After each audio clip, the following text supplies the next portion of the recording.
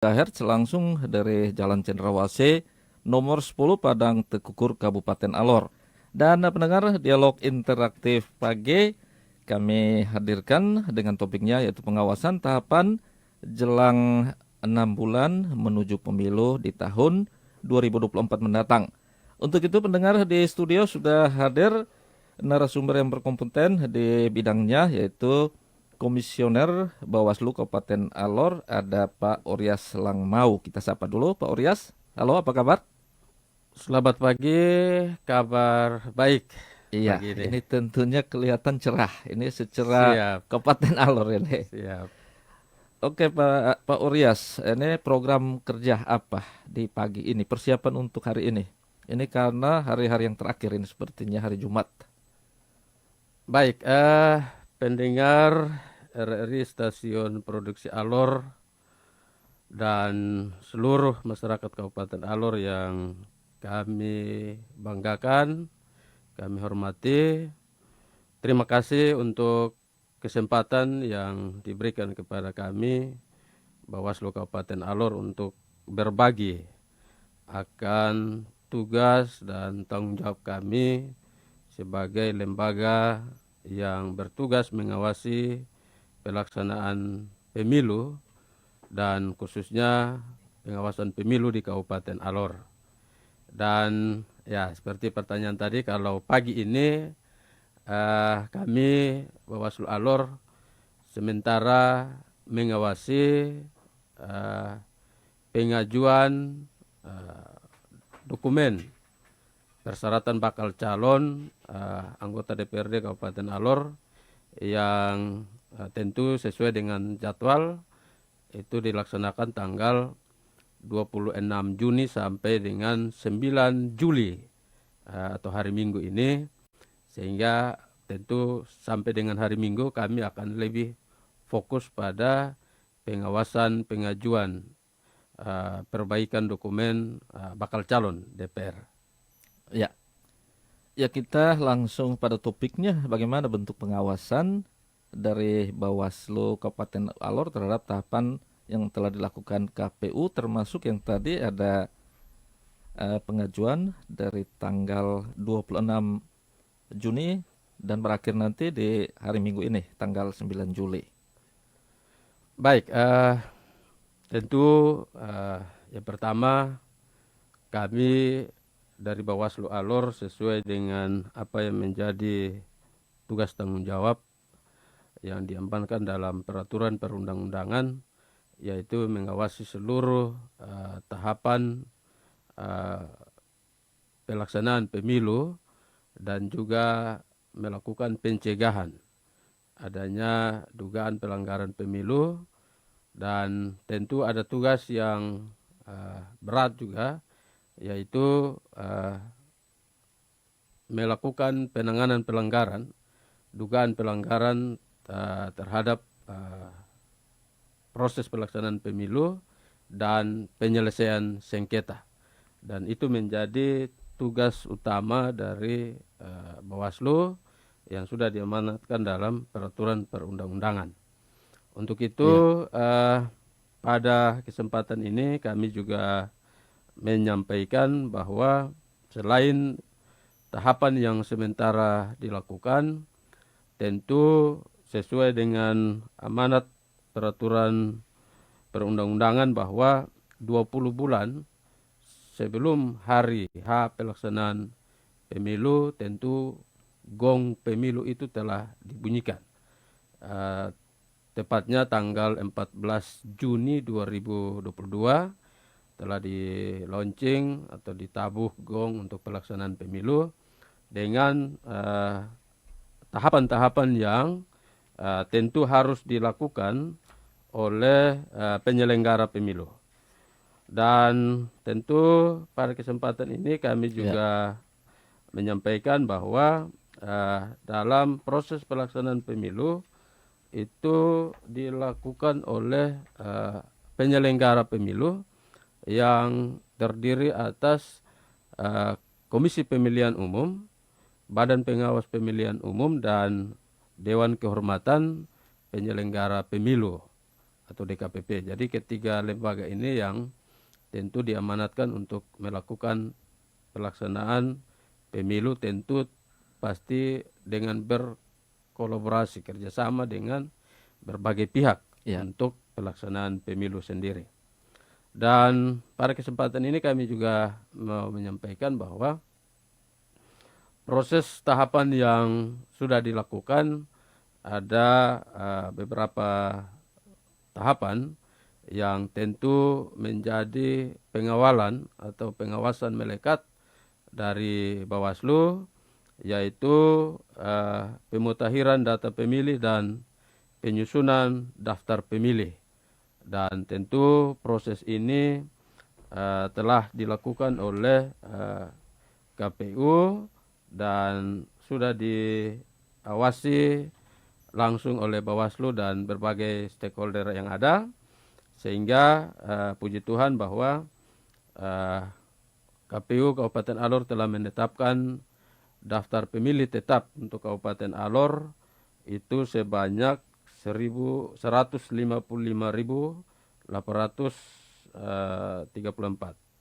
sehingga tentu dengan daftar pemilih yang ada itu akan menjadi data untuk proses pelaksanaan pemungutan dan penghitungan suara ke depan. Yang berikut ada verifikasi, tahapan verifikasi pendaftaran dan peserta pemilu itu menjadi ranahnya Bawaslu, Ya. KPU Pusat dan Bawaslu Pusat. Memang dibantu juga oleh kami di Kabupaten, dan kita ketahui bahwa untuk pemilu nasional kali ini ada 18 peserta pemilu yang Iya, telah betul. ditetapkan. Ya. Selanjutnya ada tahapan penetapan jumlah kursi dan penetapan dapil. Itu juga sudah dilakukan dan itu menjadi kewenangan juga dari KPU Kabupaten, dan kami di Bawaslu mengawasi proses yang ada. Dan tentu kita ketahui bahwa di Alor ada mengalami perubahan, khususnya dapil itu yang waktu pemilu terakhir 2019 itu ada 4 dapil, sekarang berubah menjadi 5 dapil untuk Kabupaten Alor dengan jumlah kursi yang tetap masih Kursi, ya. 30 kursi. Dan seperti tadi, tahapan yang sementara berjalan adalah pencalonan dalam hal DPD, DPR, dan DPRD Kabupaten. Dan tentu tahapan ini sudah sementara berjalan dan masih dalam pertengahan, maka tentu kami Bawaslu juga pasti akan melakukan pengawasan secara melekat di KPU Kabupaten Alor dan juga terus berkoordinasi memberikan himbauan kepada peserta pemilu untuk bagaimana bisa melihat peraturan terkait dengan pencalonan yang ada, terutama PKPU 10 2022 yang sudah ditetapkan, dan tentu pasti peserta pemilu akan mentaati apa yang sudah diamanatkan untuk bagaimana bisa mengajukan bakal calon anggota DPRD Kabupaten Alor yang selanjutnya akan ditetapkan diperkirakan tanggal 4 November penetapan daftar calon tetap DPRD Kabupaten Alor. Mungkin itu sedikit yang kami gambarkan. Ya, tadi Pak Urya sempat mengatakan bahwa ada persebaran dari 4 menuju 5 dapil. Itu disebabkan karena apa? Apakah ada peningkatan jumlah atau bagaimana itu? Baik, tentu dari penataan dapil ada prinsip-prinsip yang diperhatikan, dan tentu adalah yang paling utama adalah adanya keseimbangan antara satu dapil dengan dapil yang lain. Kalau kemarin itu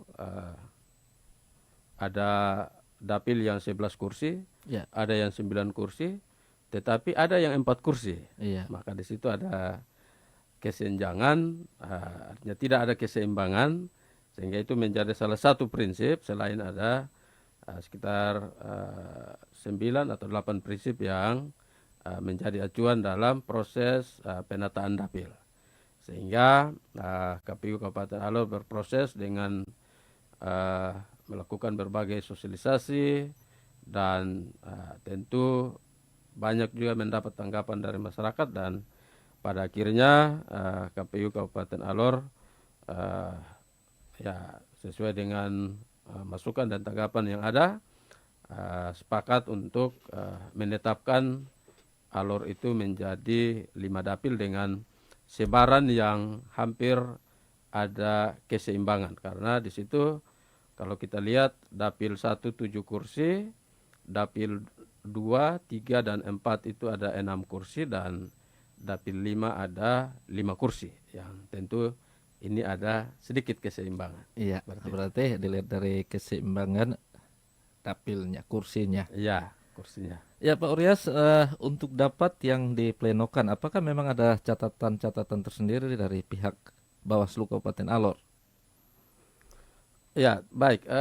Tentu setiap tahapan yang ada, kami dari Bawaslu, khusus Bawaslu Kabupaten Alor, yang pertama terus membangun komunikasi dan koordinasi dengan berbagai pihak, terutama teman-teman di KPU, untuk kita bersinergi bagaimana kita menjalankan amanat yang ada untuk menciptakan pemilu yang tentu bermartabat ya di Kabupaten Alor. Dan tentu dari tahapan-tahapan yang ada, kami mau sampaikan bahwa ada begitu banyak saran perbaikan, ada begitu banyak himbauan, bahkan juga ada juga rekomendasi yang harus kami sampaikan kepada KPU, bahkan juga kepada peserta pemilu dalam hal partai politik untuk bagaimana kita melihat aturan yang ada dan tentu melaksanakan seluruh tahapan yang ada sesuai dengan peraturan yang sudah ditetapkan. Seperti itu. Ya betul sekali Pak Uryas, artinya memang keterikatan kerjasama sesuai dengan bidangnya masing-masing antara KPU, Bawaslu dan DKPP, dalam artian Bawaslu mungkin di dalam hal pengawasan. Dan sejauh ini apa yang sudah dilakukan Bawaslu Kabupaten Alor secara umum untuk menuju 2024 mendatang? Baik, tentu ada program-program kerja yang telah juga ditetapkan oleh internal kami Bawaslu. Bagaimana yang pertama untuk melakukan pengawasan secara melekat.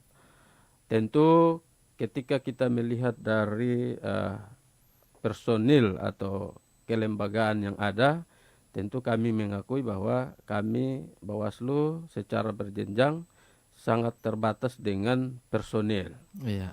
Dan untuk itu di berbagai momen kegiatan kami punya kegiatan pengawasan partisipatif yang tentu melibatkan berbagai unsur, berbagai pemangku kepentingan dan tentu masyarakat sendiri untuk kita mengawal, kita mengawasi pelaksanaan pemilu yang ada. Kami mau sampaikan secara kelembagaan bahwa Bawaslu di RI 5 orang, Bawaslu di provinsi ada 7 dan 5 orang, dan Bawaslu Kabupaten Kota juga ada 3 dan 5, dan Panwas Kecamatan ada 3 orang, Panwas Desa 1 orang, nanti sampai dengan Panwas Pengawas TPS itu hanya 1 orang. Tentu dengan keterbatasan personil yang ada, program utama kami adalah bagaimana kita mengajak sebanyak mungkin pemangku-pemangku kepentingan, stakeholder, dan juga masyarakat luas untuk membantu Bawaslu dalam hal melakukan pengawasan secara partisipatif. Jadi pengawasan partisipatif tentu kerelaan dari masyarakat untuk kita sama melihat proses pelaksanaan pemilu yang ada di sekitar kita. Baik kita ada di desa, apakah kita dalam proses pelaksanaan pemilu di desa kita, RT RW kita, di kampung kita sudah jalan sesuai dengan aturan yang ada, ataukah memang masih ada tindakan-tindakan atau perilaku-perilaku yang sebenarnya dilarang oleh undang-undang dalam hal mungkin ada politik identitas katakan, mungkin ada politisasi sara, suku, agama, dan ras, dan bahkan mungkin ada praktek money politik dan lain-lain yang perlu menjadi fokus pengawasan kita semua.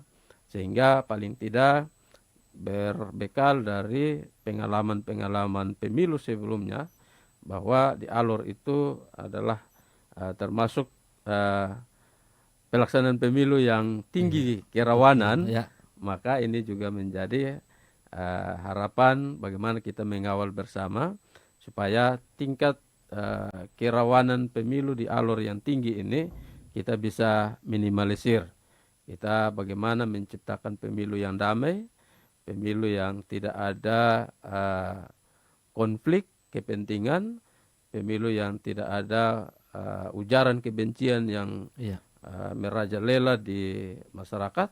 Itu yang harus kita ciptakan. Dan ini menjadi program yang terus-menerus kami lakukan. Dari kegiatan program pengawasan partisipatif ini, kami ada lakukan yang namanya Sekolah Kader Pengawasan Pemilu Partisipatif, ada juga kegiatan forum warga, ada juga kegiatan desa anti politik uang yang terus kami lakukan di berbagai tempat untuk bagaimana selain kita memberikan pendidikan politik, kita juga memberikan warning atau himbauan terkait adanya pelanggaran-pelanggaran pemilu yang bisa terjadi di seputaran kita, seperti itu.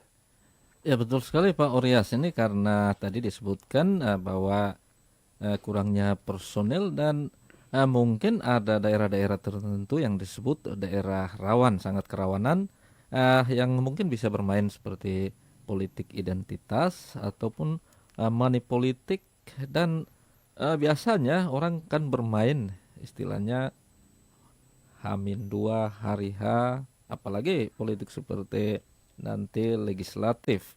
Kalau kita lihat daerah, ini daerah yang artinya Alor ini harus mungkin menggunakan perahu untuk ke sana. Dari ini bagaimana? Apakah memang dari tahun-tahun sebelumnya ada kendala atau bagaimana ini daerah-daerah persebaran daerah Kabupaten Alor yang harus dijangkau, harus melalui laut dan juga gunung bebukitan ini? Baik, jadi memang kita di Kabupaten Alor kita mengakui bahwa daerah kita adalah daerah kepulauan dan tentu sarana prasarana juga terus dikembangkan untuk mendukung berbagai kebutuhan, dan tentu khusus pada pelaksanaan pemilu itu juga menjadi perhatian khusus. Jadi kami di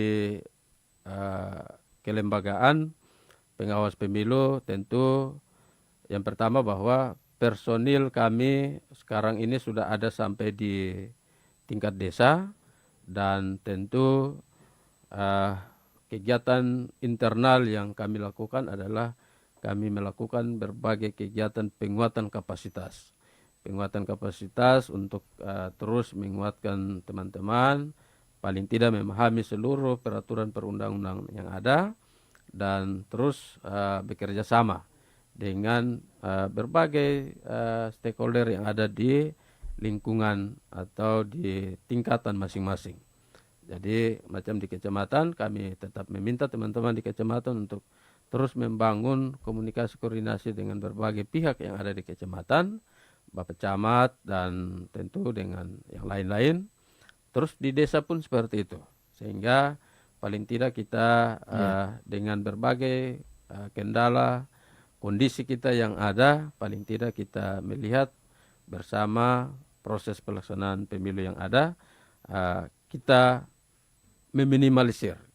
Kita ya mau jujur bahwa untuk kita membersihkan secara 100% itu akan sulit karena kita berhadapan dengan begitu banyak karakter perilaku orang yang ada di Kabupaten Alor, dan tentu ada yang pasti punya keinginan untuk kita tetap mentaati aturan yang ada.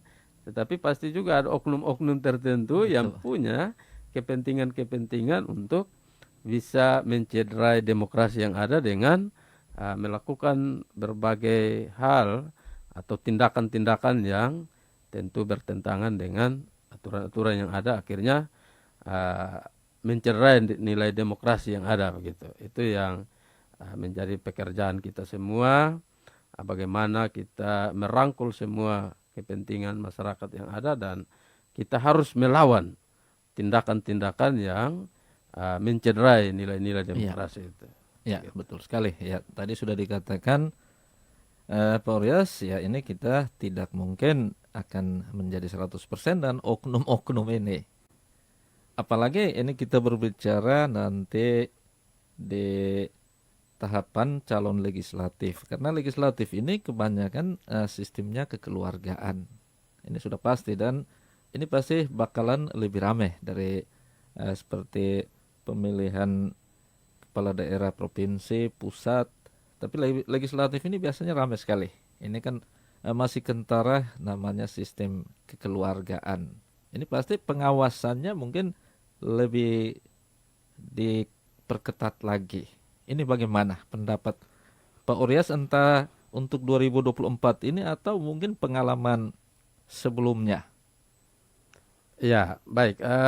Jadi tentu pengawasan yang melekat sampai kepada keluarga-keluarga yang ada di Alor, tentu kita yang pertama membangun sinergitas komunikasi dengan koordinasi dengan berbagai pihak, baik itu lembaga pemerintah, lembaga-lembaga agama, yang tentu kami terus akan meningkatkan kerjasama untuk kita terus mensosialisasi. Kita menyampaikan terkait dengan seluruh aturan-aturan yang ada, dan bagaimana kita coba menghindari adanya praktek-praktek yang sebenarnya sangat dilarang oleh peraturan perundangan. Jadi pengalaman kami, kalau kami di Bawaslu, khususnya dalam hal tugas penanganan dugaan pelanggaran pemilu, itu bersumber pada laporan masyarakat dan juga hasil pengawas pemilu. Dan seperti tadi bahwa karena kami terbatas dengan personil, maka kami sangat berharap ada partisipasi yang tinggi dari masyarakat untuk mengawasi.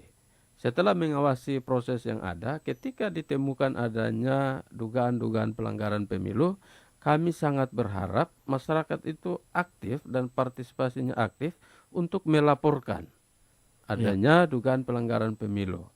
Kalau sesuai dengan aturan perundang-undangan yang ada, bahwa karena dibatasi dengan waktu terkait dengan laporan masyarakat, terutama kejadian yang terjadi, yaitu harus sebelum 7 hari, paling lama 7 hari harus sudah dilaporkan ke pengawas pemilu, maka kami berharap dalam rentang waktu antara waktu kejadian sampai dengan 7 hari itu sudah harus paling tidak melaporkan ke pengawas pemilu yang ada di tingkatan masing-masing. Kan nanti ada di TPS, nanti ada di desa, kelurahan, dan ada di kecamatan, dan kami di kabupaten. Sehingga proses penanganan itu bisa kami lakukan.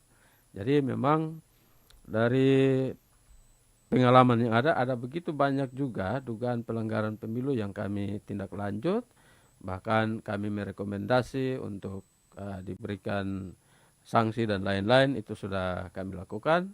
Tetapi ya kalau kita mau lihat bahwa tingkat partisipasi masyarakat untuk menyampaikan laporan adanya dugaan pelanggaran pemilu itu yang terus kami harapkan untuk ada peningkatan. Jadi ketika ada kejadian di lingkungan kita, di seputaran kita, mungkin kita anggap itu tidak baik dan mencederai demokrasi, maka kita diminta untuk segera melapor ke pengawas pemilu. Karena terkait dengan pelaksanaan pemilu, dugaan-dugaan pelanggaran pemilu itu harus dilaporkan ke pengawas pemilu, tidak bisa dibawa ke lembaga lain. Sehingga ini yang akan juga kami terus meminta masyarakat untuk ya kita sama-sama. Selain kita mengawasi yang ada, proses yang ada, tetapi kita juga harus berani untuk melaporkan adanya dugaan pelanggaran pemilu yang terjadi di seputaran kita. Jadi dari pengalaman itu lebih banyak nanti sudah 1 bulan, sudah 2 bulan, bahkan sudah berbulan-bulan, baru informasi itu masuk ke kita bahwa ada kejadian ini, ada kejadian ini. Tapi kan ya kita mau bilang bahwa itu sudah terlambat. Sudah terlambat. Jadi ini juga perlu terus kami sampaikan supaya paling tidak ada kesadaran dari kita semua. Karena kita mau bahwa selain tadi itu ada politik identitas, ada suku, agama, ras dan lain-lain yang kadang menjadi fenomena, akhirnya adanya perselisihan antara keluarga, bahkan dalam rumah tangga. Itu harus kita hindari. Dan terkait dengan praktek-praktek politik uang atau money politik yang biasanya seperti tadi, bahwa di masa-masa tenang itu harus kita kawal bersama. Kalaupun ada kejadian seperti itu, bisa lapor untuk kami bisa telusuri. Paling tidak ada bukti-bukti yang bisa kami dapat, dan pasti proses itu kita lakukan. Karena khusus pada pelanggaran pidana pemilu itu kami akan ada bersama dengan kepolisian dan kejaksaan yang tergabung dalam sentra Gakumdu yang akan berproses terhadap adanya dugaan pelanggaran pidana pemilu yang terjadi. Seperti itu. Ya, ada aturan-aturannya. Ya. Ya, ini Pak Orias, kita berbicara memang namanya calon, pasti dia berjuang harus menang. Sehingga timbullah tindakan-tindakan, adanya oknum-oknum seperti itu. Apalagi memang di lapangan, memang keluarganya mungkin akhirnya bermainlah seperti itu. Sehingga dalam hal ini untuk pemilu 2024 yang akan datang, tingkat kerawanan paling rawan itu seperti apa di Kabupaten Alor ini? Iya, baik. Sesuai dengan indeks kerawanan pemilu yang ditetapkan oleh Bawaslu RI, dari hasil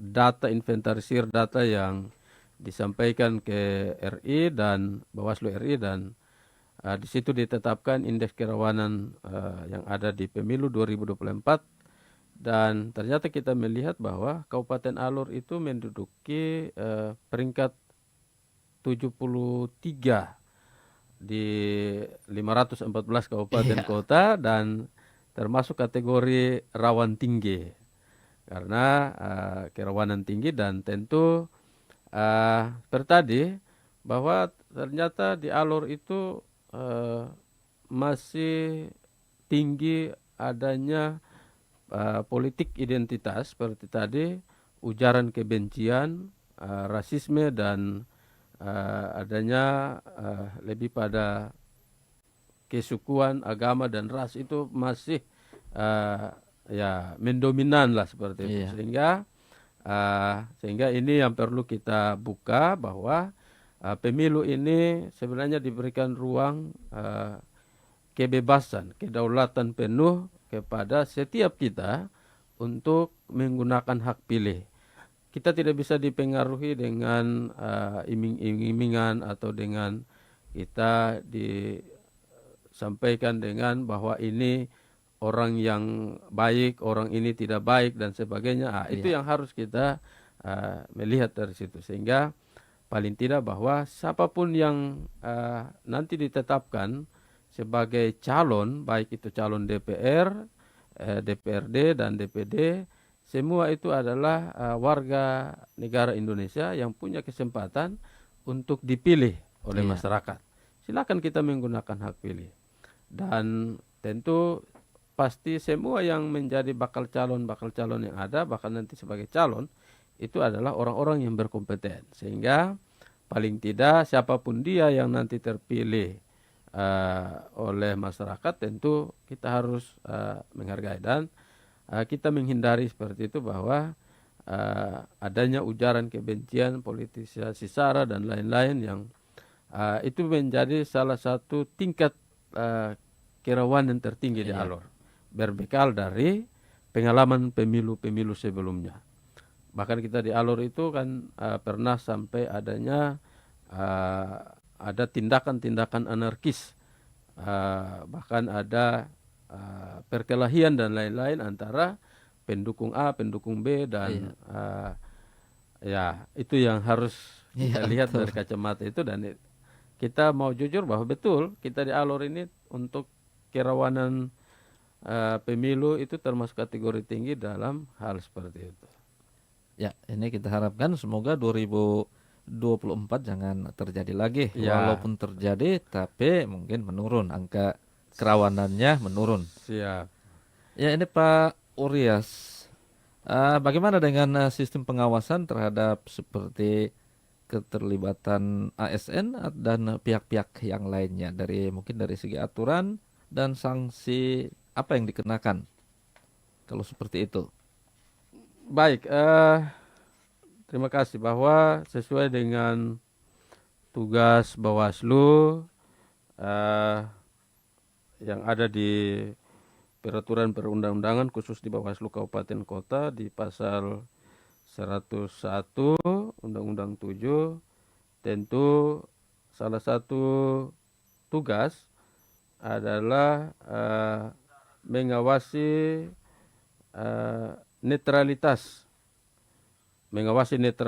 aparatur sipil negara ASN, netralitas TNI dan netralitas Polri, sebagaimana yang dilarang ikut serta dalam pelaksanaan pemilu dalam hal kampanye. Kalau kita lihat untuk khusus TNI dan Polri memang pasti sudah dibatasi juga untuk penggunaan hak pilihnya. Tetapi bagi ASN mereka memang dilarang oleh aturan untuk tidak terlibat sebagai dalam politik praktis dan terlibat dalam berbagai kegiatan kampanye dan lain-lain. Tetapi di situ mereka punya hak untuk juga menggunakan hak pilih. Jadi ini juga kadang menjadi dilematis juga bagi teman-teman ASN, sehingga tetapi kita harus mengakui bahwa karena kita ini adalah negara hukum yang tentu diatur semua akan apa yang ada di negara kita dengan peraturan perundang-undangan, maka khusus bagi teman-teman Bapak Ibu yang dikategori sebagai aparatur sipil negara pasti juga harus mentaati. Kami dalam kegiatan-kegiatan sebelumnya bekerja sama dengan Kesbangpol melakukan sosialisasi terkait dengan netralitas ASN di berbagai dinas instansi yang ada. Kita berharap ke depan kegiatan-kegiatan itu terus kita bangun. Kita terus mengingatkan teman-teman ASN untuk netral, dan terutama TNI Polri juga untuk kita netral, karena tentu kita dibatasi dengan aturan-aturan yang ada. Sehingga pada hari H teman-teman ASN silahkan menggunakan hak pilih, tetapi kita menghindari adanya keterlibatan dalam proses politik praktis lah, katakan seperti itu. Betul. Itu yang harus kita terus sampaikan untuk kita taati bersama. Kalau itu kita taati bersama, saya pikir Alor ini mungkin ke depan ya pemilu yang bisa kondusif, bisa aman, nyaman, damai, dan tentu tidak ada gesekan-gesekan Iya. yang terjadi antara berbagai kepentingan. Jadi ini yang menjadi harapan kami bagi kita seluruh warga masyarakat Kabupaten Alor yang menjadi catatan khusus adalah yang mempunyai hak pilih sesuai dengan daftar pemilih tetap yang sudah ditetapkan KPU 155.854 tidak salah. Iya, Seperti itu. sebanyak itu. Ya, ini sebenarnya keterkaitan pemerintah hanya mengatur sesuai aturan dan undang-undang yang berlaku, tapi sebenarnya masyarakat yang harus memahami itu. Sehingga dibutuhkan juga sosialisasi, semacam sosialisasi atau mungkin program-program himbauan. Itu sudah pasti sehingga masyarakat namanya masyarakat juga kadang tingkat inteleknya ya ini mohon maaf bukan bodoh tapi mungkin pemahamannya agak kurang sehingga ada yang dikasih uang diterima saja. Artinya dia tidak pernah mengetahui bahwa ini yang baik, ini yang apalagi dibiayai. Ini bagaimana? Sering terjadi juga yang money politik seperti ini dan daerah-daerah mana saja. Ya, tentu ya money politik ini menjadi isu yang sering muncul dalam perhelatan pelaksanaan pemilu dan tentu bukan hanya di Alor, tetapi hampir di sebagian besar wilayah NKRI hal-hal ini sering terjadi dan seperti tadi kami sangat berharap bahwa ketika kita masyarakat menemukan atau mengalami langsung mungkin ada yang datang dan memberikan amplop, memberikan uang untuk memilih calon tertentu atau oknum tertentu, kami sangat berharap bahwa ada keaktifan dari kita masyarakat untuk melaporkan adanya dugaan pelanggaran pemilu ini. Karena kita harus jujur bahwa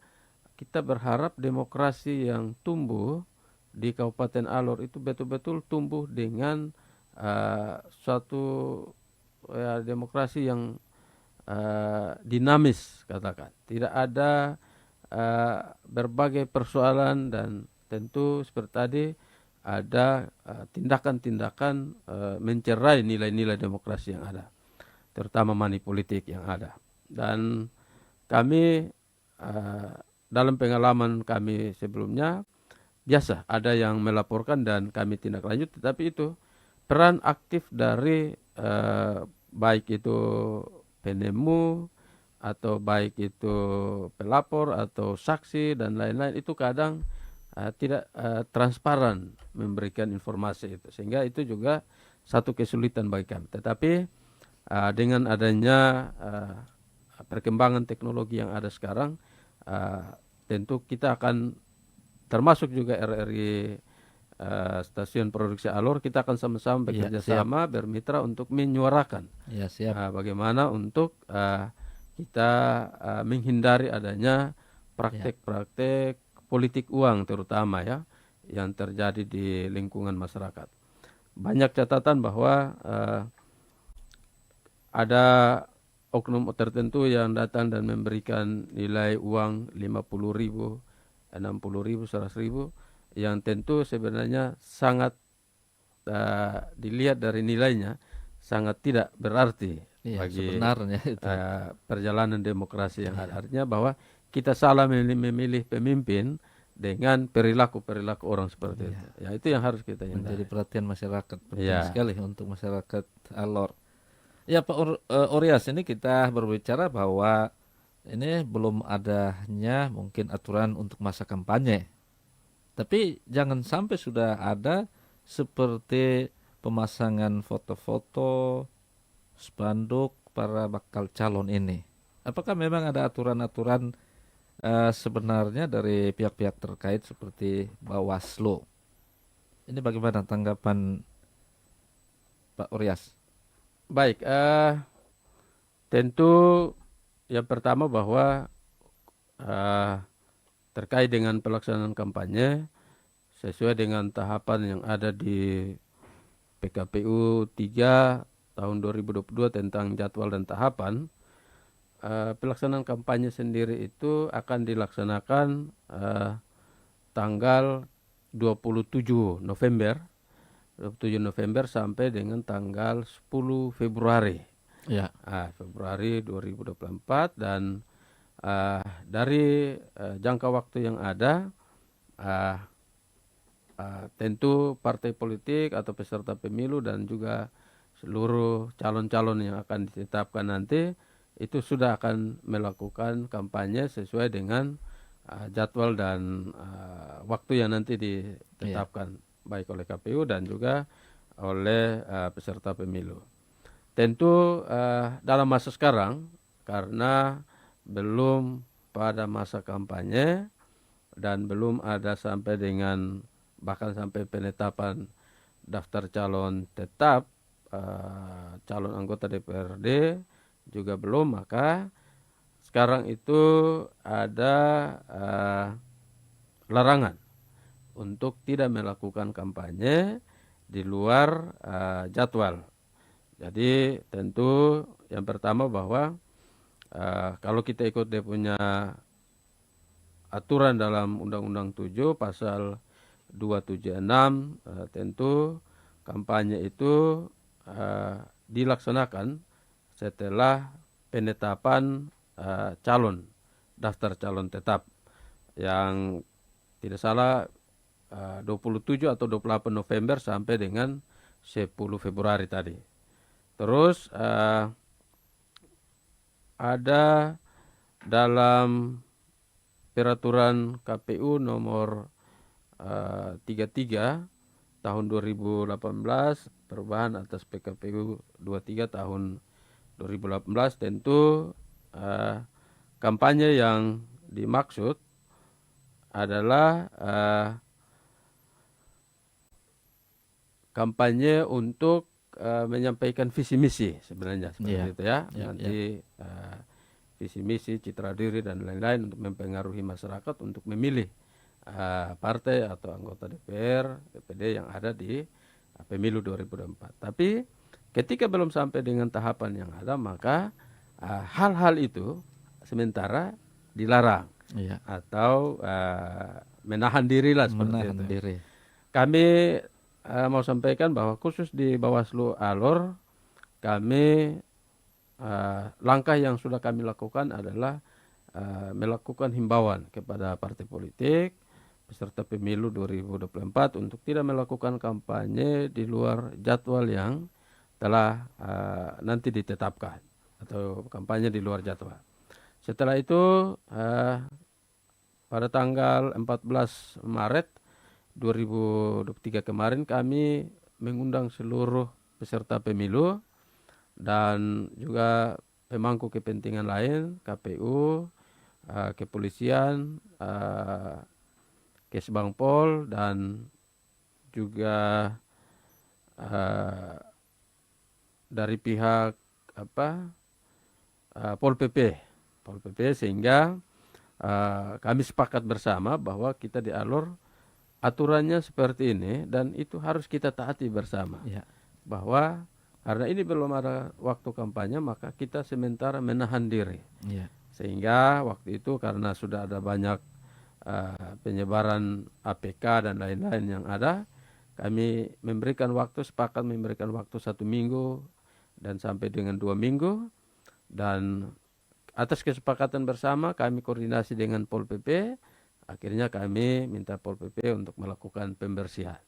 Jadi kelihatannya bahwa di Alor sedikit berbeda dengan di kabupaten lain karena sebaran alat peraga kampanye dan lain-lain. Karena proses itu sudah kami lakukan dengan kerjasama yang baik antara ini. Tetapi sampai sekarang kami tetap menghimbau kepada pimpinan-pimpinan partai politik, peserta pemilu, bahkan juga bakal calon anggota DPR yang ada, baik DPR pusat, DPR provinsi, DPR kabupaten kota untuk semuanya menahan diri. Karena ada waktunya kampanye untuk silahkan mereka menyampaikan visi misi, citra diri dan lain-lain kepada masyarakat untuk memilih.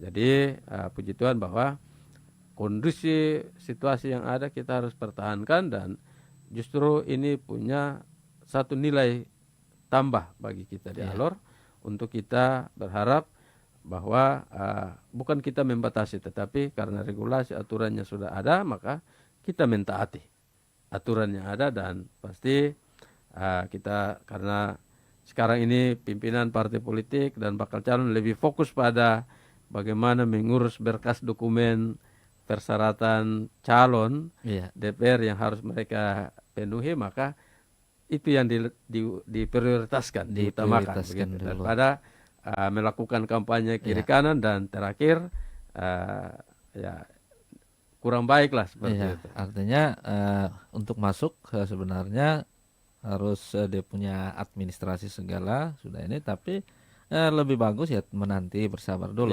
sehingga tidak akan terkena sanksi, dan pelanggaran yang dilakukan akan kena hukuman atau tidak sesuai dengan undang-undang.